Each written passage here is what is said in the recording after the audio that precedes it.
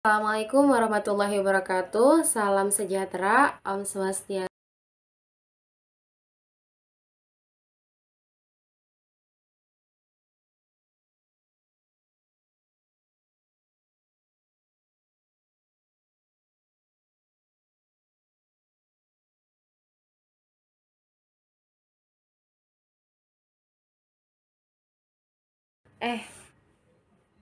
Salah.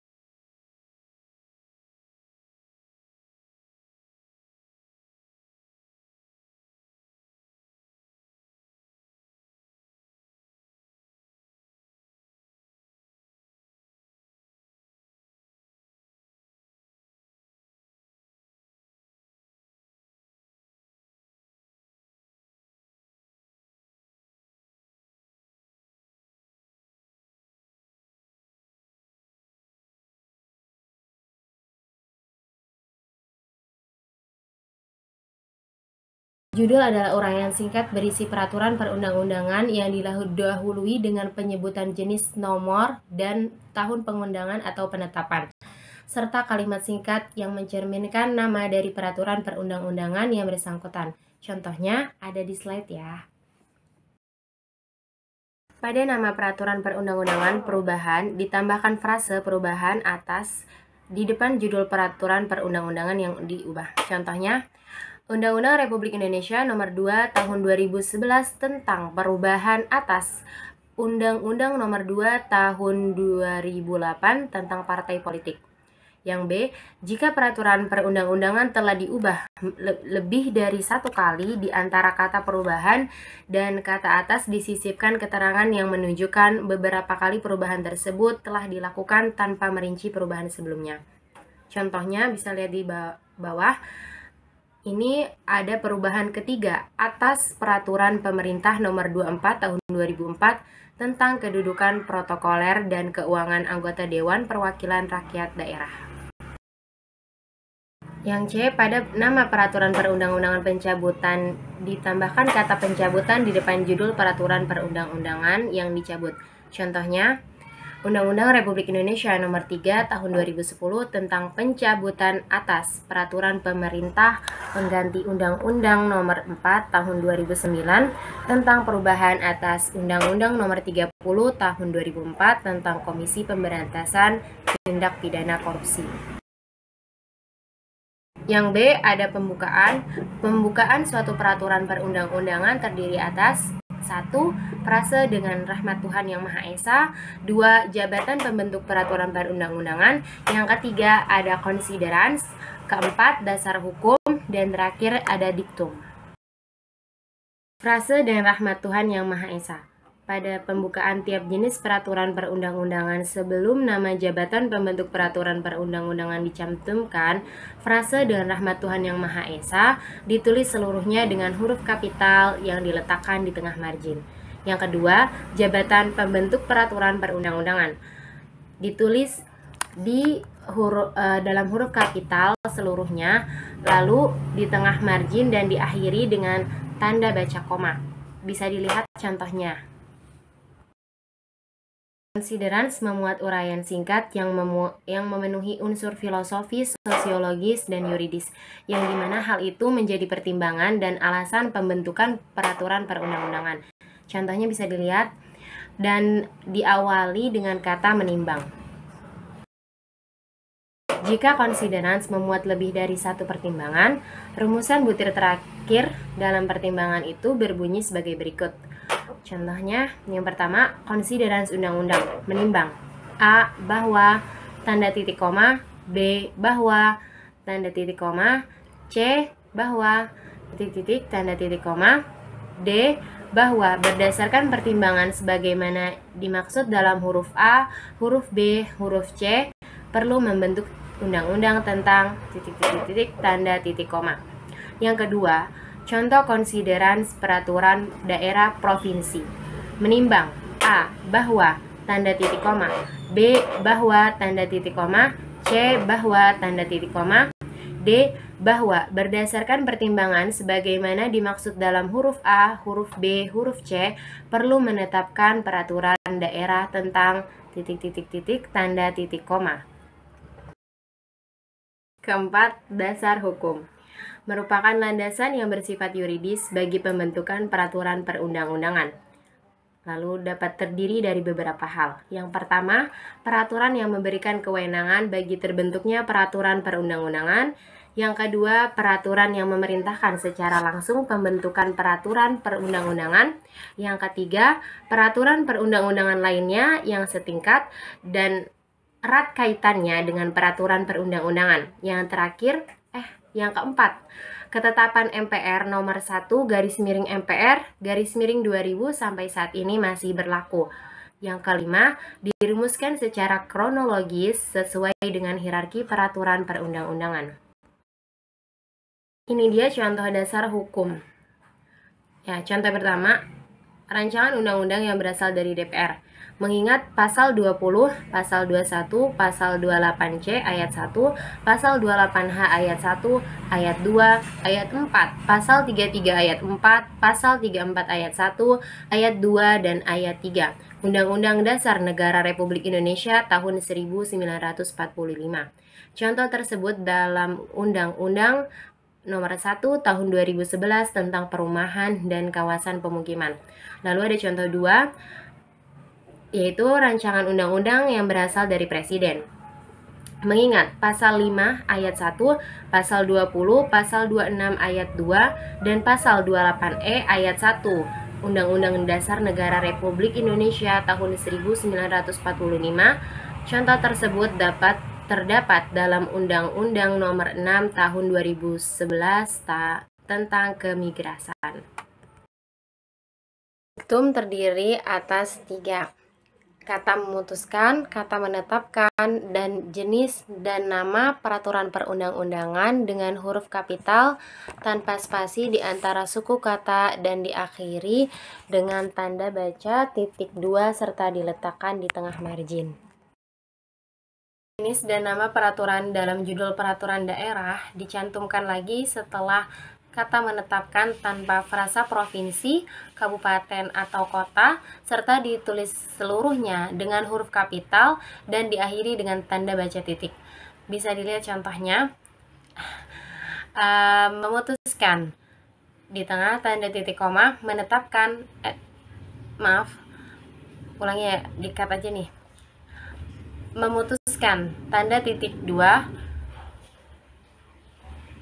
menetapkan tanda titik 2, peraturan daerah tentang retribusi izin mendirikan bangunan.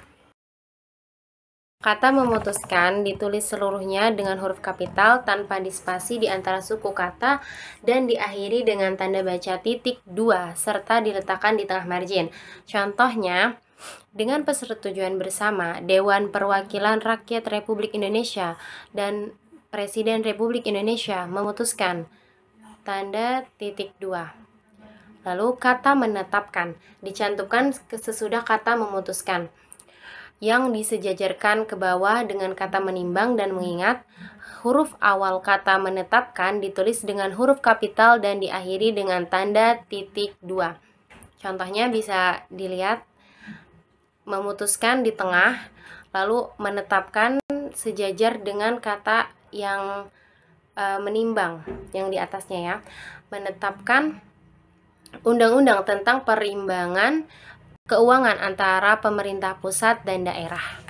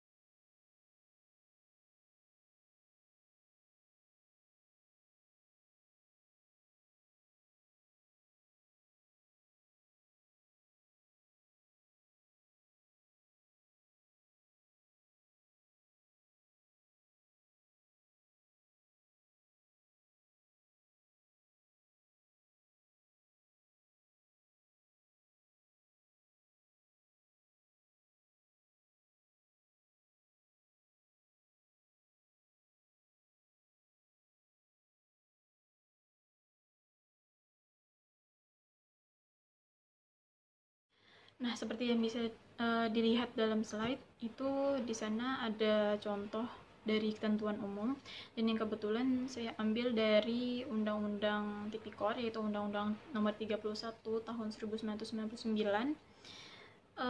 Yang kebetulan juga ketentuan umumnya ini hanya memuat satu pasal, yaitu hanya menjelaskan terkait definisi atau pengertian saja. Nah, mungkin untuk referensi lain teman-teman nanti bisa cari sendiri di undang-undang yang lain, karena di sini biasanya itu beragam ya, beragam jenisnya ketentuan umum itu bisa satu pasal, bisa 2 sampai 3 pasal, itu tergantung dari kebutuhan dari suatu undang-undang itu. Nah, sebelumnya saya ada menjelaskan kalau badan tubuh itu memuat nilai-nilai atau kaidah-kaidah atau norma-norma. Nah, selanjutnya pertanyaannya, norma-norma atau kaidah-kaidah itu diatur dalam bab mana gitu.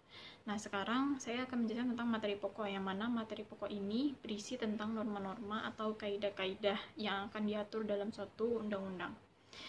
Materi pokok ini terbagi menjadi beberapa ciri. Yang pertama itu materi pokok sifatnya itu tidak bisa dibatasi. Jadi muatannya itu tergantung dari kebutuhan masing-masing peraturan. Jadi dia biasanya dari bab 1 ke atas, itu bab 2, bab 3, bab 4 seterusnya itu udah berisi materi pokok. Dan biasanya banyak. Lalu yang kedua ada materi pokok itu terletak setelah ketentuan umum tadi bab 1 dan terletak sebelum ketentuan pidana atau ketentuan peralihan jika ada. Selanjutnya ada ketentuan pidana. Ketentuan ini merupakan ketentuan yang tidak mutlak ada.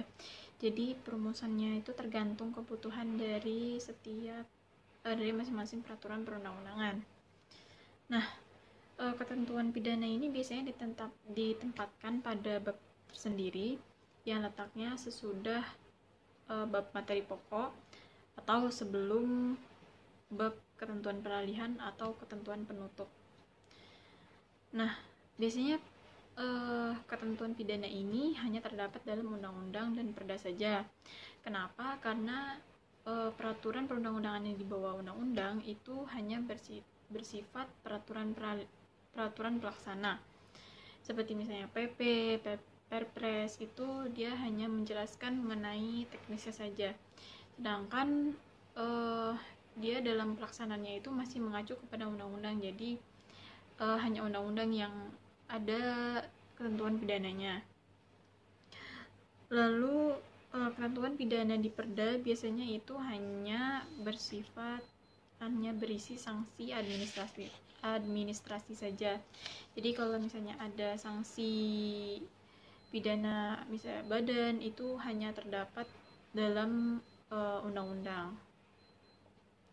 Nah, seperti yang bisa teman-teman lihat di slide, sudah ada contoh dari ketentuan pidana yang kebetulan saya ambil dari Undang-Undang ITE.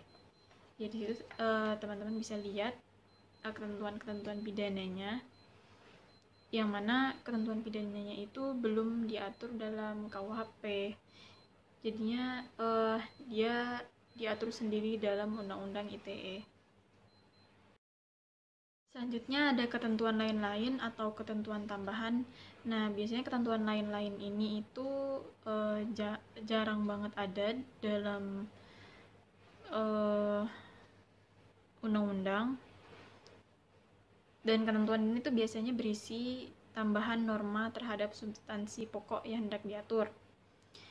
Dan ketentuan lain-lain ini dianggap cukup penting untuk dimuat, namun bukan substansi yang bersifat umum atau pokok. Jadi jika dia tidak bersifat umum atau pokok, maka dia tidak termasuk ke materi pokok. Jadi dia masuknya ke ketentuan lain-lain.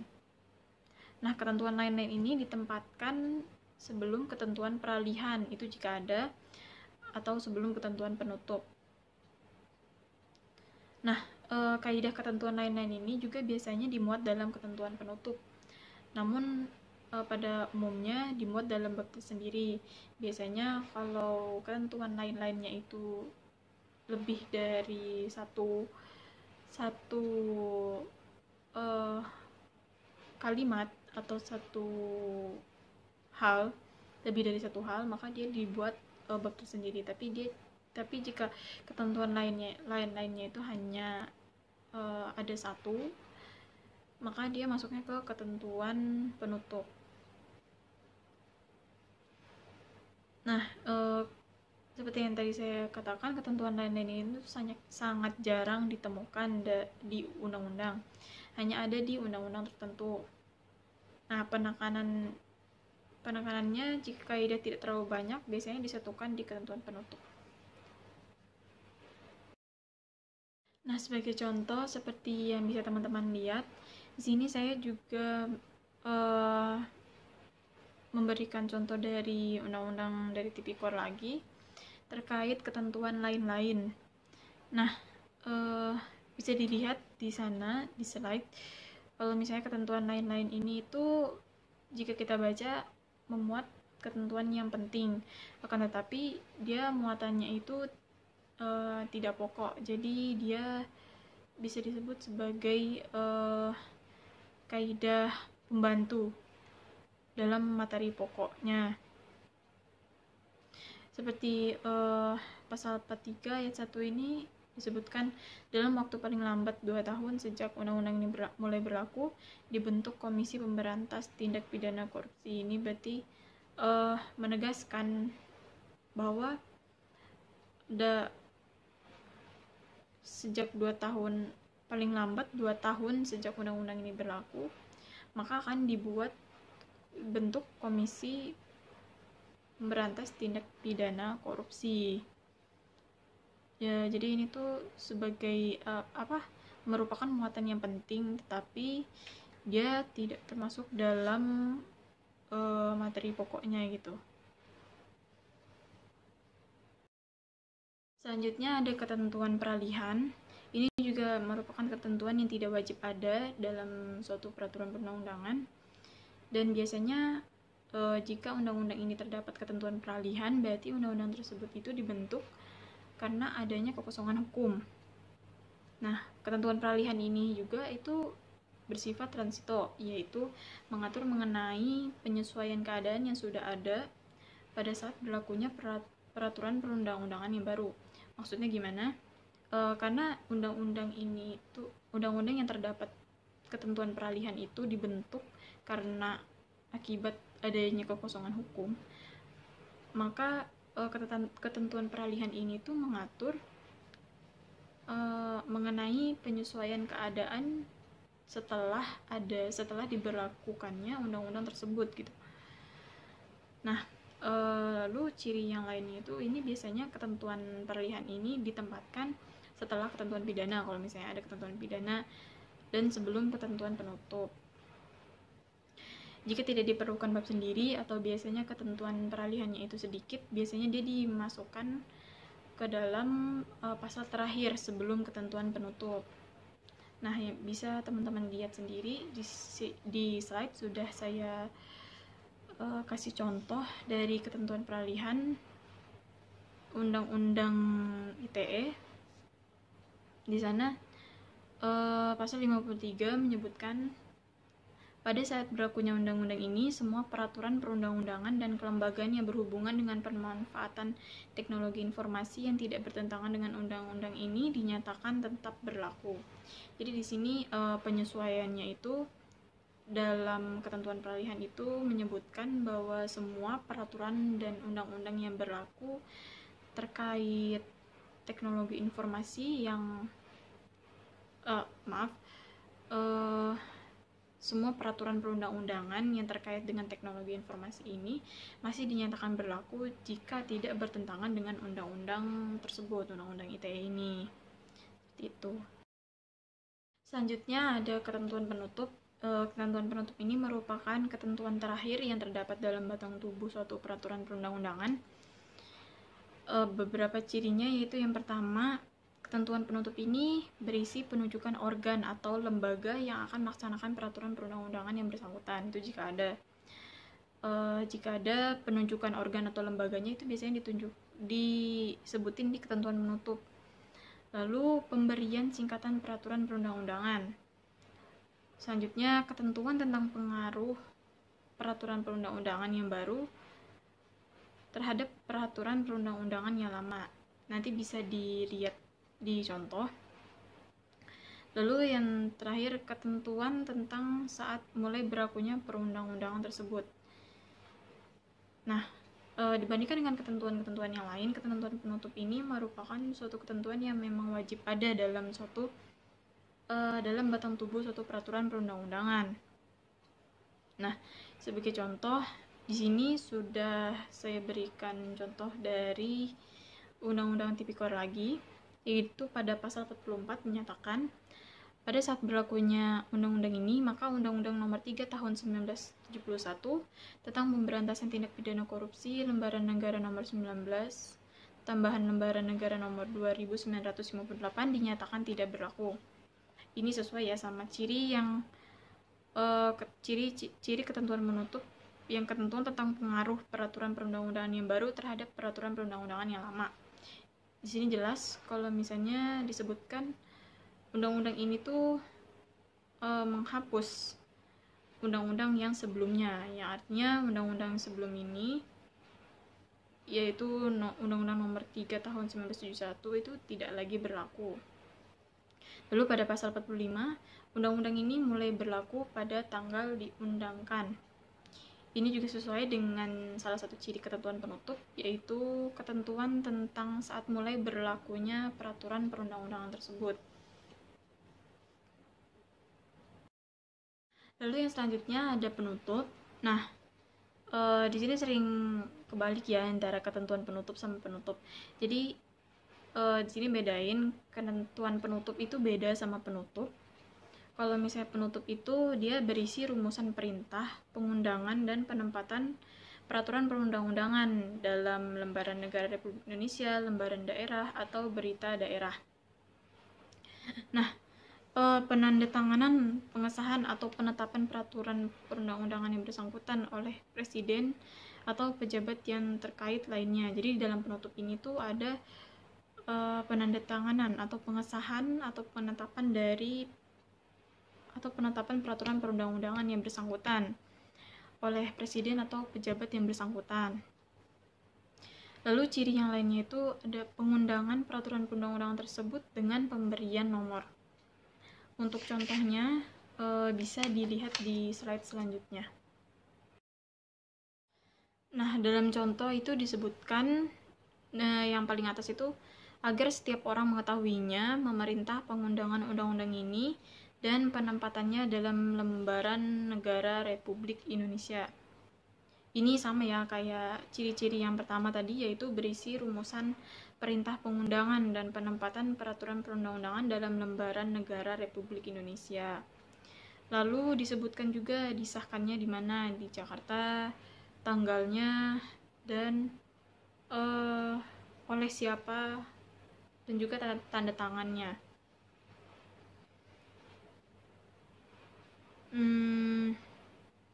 Lalu yang terakhir itu ada ciri pengundangan peraturan perundang-undangan tersebut dengan pemberian nomor. Yang pada baris terakhir itu kan ada tuh nomornya. Lembaran Negara Republik Indonesia tahun 1999 nomor 140. Nah, dari yang atas ini, dari agar setiap orang mengetahuinya, lembaga negara Republik Indonesia, sampai nomor itu tuh termasuk penutup. Jadi bisa dibedain ya antara ketentuan penutup sama penutup itu beda jauh.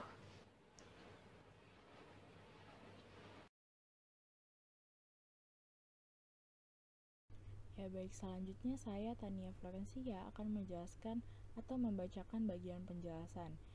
Yang pertama, setiap undang-undang, peraturan daerah provinsi dan peraturan daerah kabupaten atau kota diberi penjelasan. Lalu yang kedua, peraturan perundang-undangan di bawah undang-undang selain peraturan daerah provinsi dan kabupaten atau kota dapat diberi penjelasan jika diperlukan. Lalu, penjelasan merupakan tafsir resmi pembentuk peraturan perundang-undangan atas norma tertentu dalam batang tubuh dan tidak boleh dijadikan dasar hukum untuk membuat peraturan lebih lanjut. Lalu yang keempat, penjelasan tidak dapat digunakan sebagai dasar hukum. Dan yang kelima, penjelasan terdiri atas penjelasan umum dan penjelasan pasal demi pasal. Selanjutnya, Ya, naskah penjelasan disusun bersama-sama dengan penyusunan rancangan peraturan perundang-undangan. Lalu, judul penjelasan sama dengan judul peraturan perundang-undangan yang diawali dengan frasa penjelasan atas yang ditulis dengan huruf kapital. Ya, seperti yang kita bisa lihat pada contoh, semuanya ini ditulis dengan huruf kapital ya. Contoh yang kita ambil di sini yaitu dari Undang-Undang Republik Indonesia Nomor 3 Tahun 2011 tentang transfer dana. Bisa kita lihat semuanya ini tidak ada yang menggunakan huruf kecil, jadi huruf kapital semua. Lalu selanjutnya, rincian penjelasan umum dan penjelasan pasal demi pasal diawali dengan angka Romawi dan ditulis dengan huruf kapital. Ya, seperti yang bisa kita lihat lagi di sini ada contohnya, yaitu nomor 1 ditulis dengan huruf 1 itu angka Romawi dan huruf kapital pada judul selanjutnya. Lalu nomor 2 juga kita bisa lihat ditulis dengan angka Romawi juga, lalu untuk judulnya juga pakai huruf kapital. Lalu selanjutnya, penjelasan umum memuat uraian secara sistematis mengenai latar belakang pemikiran, maksud, dan tujuan penyusunan peraturan perundang-undangan yang telah tercantum secara singkat dalam butir considerants serta asas, tujuan, atau materi pokok yang terkandung dalam batang tubuh peraturan perundang-undangan. Ya, selanjutnya, rumusan penjelasan pasal demi pasal harus memperhatikan hal sebagai berikut. Yang pertama, tidak bertentangan dengan materi pokok yang diatur dalam batang tubuh. Lalu, tidak memperluas, mempersempit, atau menambah pengertian norma yang ada dalam batang tubuh. Lalu, tidak melakukan pengulangan atas materi pokok yang diatur dalam batang tubuh.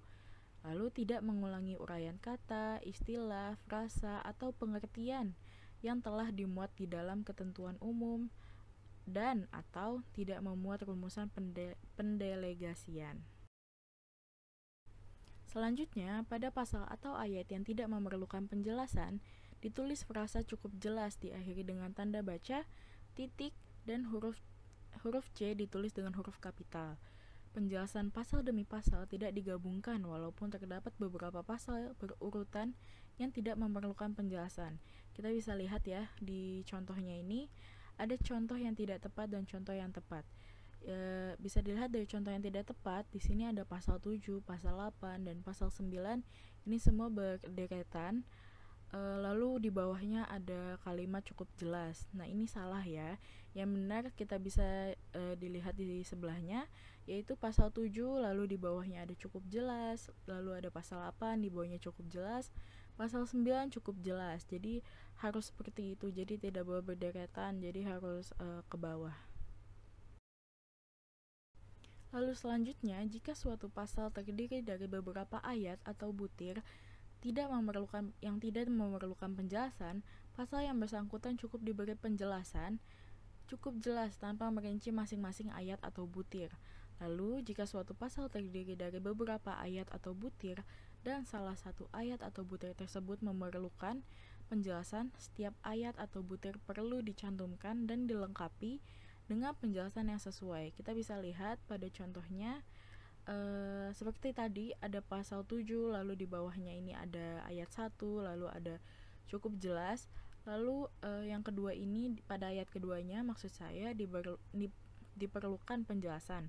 Maka dijelaskan di situ. Jadi tidak perlu dipisah. Lalu pada ayat 3 tidak memerlukan penjelasan, maka cukup ditulis dengan cukup jelas seperti contoh yang sebelumnya.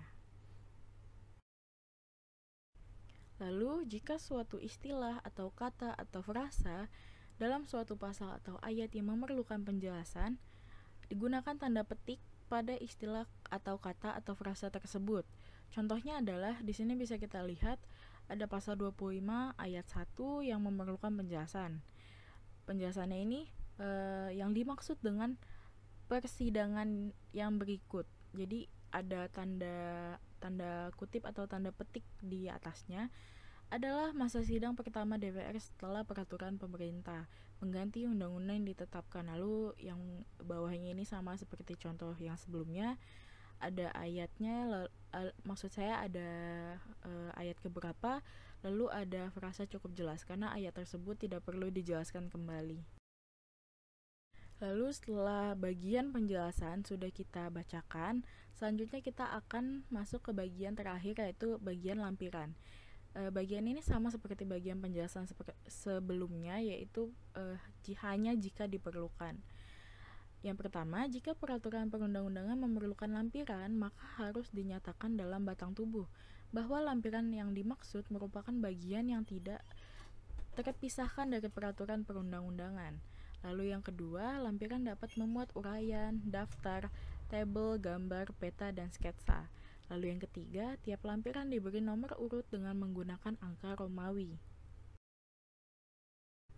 Ya baik, selanjutnya judul lampiran ditulis seluruhnya dengan huruf kapital yang diletakkan di sudut kanan atas tanpa diakhiri tanda baca dengan rata kiri. Seperti yang kita bisa lihat pada contohnya, di sini ada lampiran 1, Undang-Undang Republik Indonesia nomor sekian tahun sekian tentang pembentukan peraturan perundang-undangan. Jadi di sini semuanya ini ditulis huruf kapital ya, dan bisa kita lihat semuanya ini rata kiri. Jadi tidak ada yang di tengah-tengah atau bahkan di kanan. Jadi semua harus rata kiri dan huruf kapital. Selanjutnya, pada halaman akhir tiap lampiran harus dicantumkan nama dan tanda tangan penjabat yang mengesahkan atau menetapkan peraturan perundang-undangan, lalu ditulis dengan huruf kapital yang diletakkan di sudut kanan bawah dan diakhiri dengan tanda baca, koma, setelah nama pejabat mengesahkan atau menetapkan peraturan perundang-undangan tersebut. Kita bisa lihat di contohnya, yaitu ada Presiden Republik Indonesia, tanda koma, lalu tengahnya ini ada tanda tangan Susilo Bambang Yudhoyono. Jadi untuk nama pejabatnya, lalu ada posisinya, ini semua nih harus huruf kapital. Jadi tidak boleh huruf kecil. Lalu jangan lupa untuk tanda baca koma, lalu ada tanda tangan juga di tengahnya. Jadi tanda tangannya ini huruf kecil.